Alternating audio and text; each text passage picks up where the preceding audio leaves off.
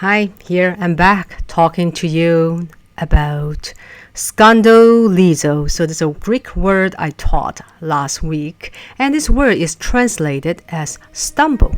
In many translations of 1 Corinthians 8:13, it says, "Therefore if food makes my brother stumble, I will never eat meat, lest I make my brother stumble." My quest is to find out what stumble really meant in this passage. Does it just mean tripping and falling over? The same word, scandalizo, appeared 37 times in the New Testament with a range of meanings, and we went over them last week. So here is a quick recap. There was this big controversy over eating meat offered to the idols. Christians that were trained in this new theology of Jesus Christ felt convicted that if Jesus said all foods are clean, they are clean indeed, so I could eat them with a clean, clear conscience. But the more traditional Christians found eating meat in the pagan temple was a major moral compromise. So I guess it's like debating whether Christians can go to a bar or nightclubs. Well, I read somewhere that the dance clubs of the 80s and 90s are mostly shut down now. Gen Zs don't go to nightclubs. They much prefer to stay home with their phone as they interact with others over social media. So what is Paul really saying to these Christians? Don't eat the meat offered to the idol so you will not offend your brothers, or don't eat it so the weaker believers will not fall away? Or did Paul mean to say when they eat of such meat in a pagan temple, they are guilty of leading another Christian to sin? Well, let's look at the historical and cultural background and explore a little bit.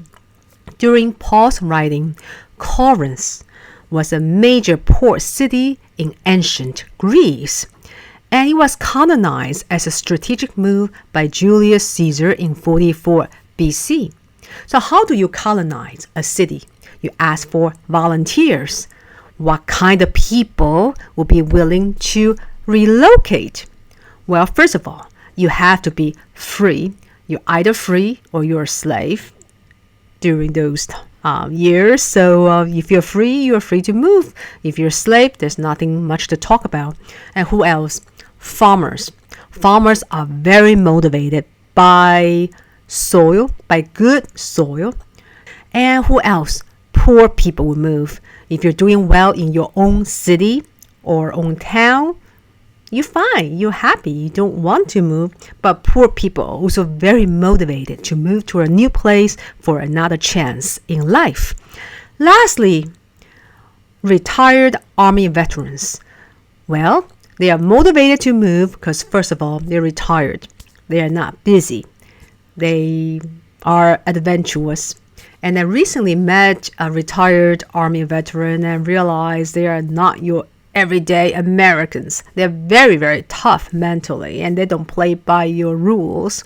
Back to Corinth, it's got a mixed bag of people from all walks of life, and the city enjoyed a boom and became the largest in Roman Greece.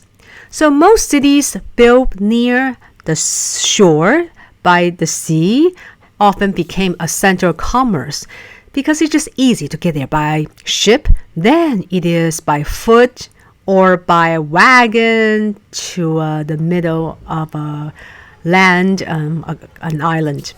So in 2nd century, there's a well-known Roman speaker praising the city of Corinth as favored by Aphrodite. Aphrodite was a highly regarded goddess, and who at the time was thought to be the ancestor of Julius Caesar. Even Julius Caesar himself became a god. He attained a godlike status in the minds of people. And right in the center of Corinth was this temple devoted to Poseidon. Poseidon was a god of the sea and earthquake. And this temple was a place where people gathered and held their Olympic-like games and events, attracting people from all over the Greek world. In 50 AD, Apostle Paul had a miserable time in Athens. In many ways, you can say the mission to Athens was a major failure. There was no mention of any churches in Athens. There is a book of Philippians, Galatians, Colossians, and Thessalonians, but there was no book for Athens. That goes to show there were no churches planted, and most people there mocked and rejected Paul's message. So from there, Paul moved on to Corinth, which was 50 miles west of Athens.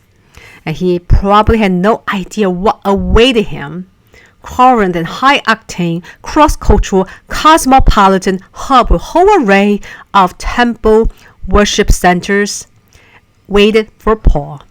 And he was in for a big surprise, I'm sure. Traveling from Athens to Corinth, one Bible commentator said it's like leaving Boston and landing in Las Vegas. So while in Corinth, Paul preached a simple salvation message of Jesus Christ, while in Athens, Paul preached the complicated philosophical message about the origin of God and man. And the simple message won out in Corinth, and the gospel began to take root among the Gentiles. So the city of Corinth was a Roman colony, as I said earlier. Just like any colonies, you have all sorts of people speaking all different dialects as well as the official language of the land. So how do we know the type of people, what kind of people responded well to Paul's gospel message? And why does it even matter? Well, Paul's letter to the Corinthians a few years later was written and circulated in Greek and not Latin. Latin was a common language of the Roman world. So apparently Paul had primarily reached the Greek who were considered as foreign residents with no civic rights and definitely were not part of the social elite. Therefore, we can tell quite clearly that the gospel made the greatest inroads among those that were of the lower class. Next time, I will talk about why the conflict arose in these churches and how Paul responded to them.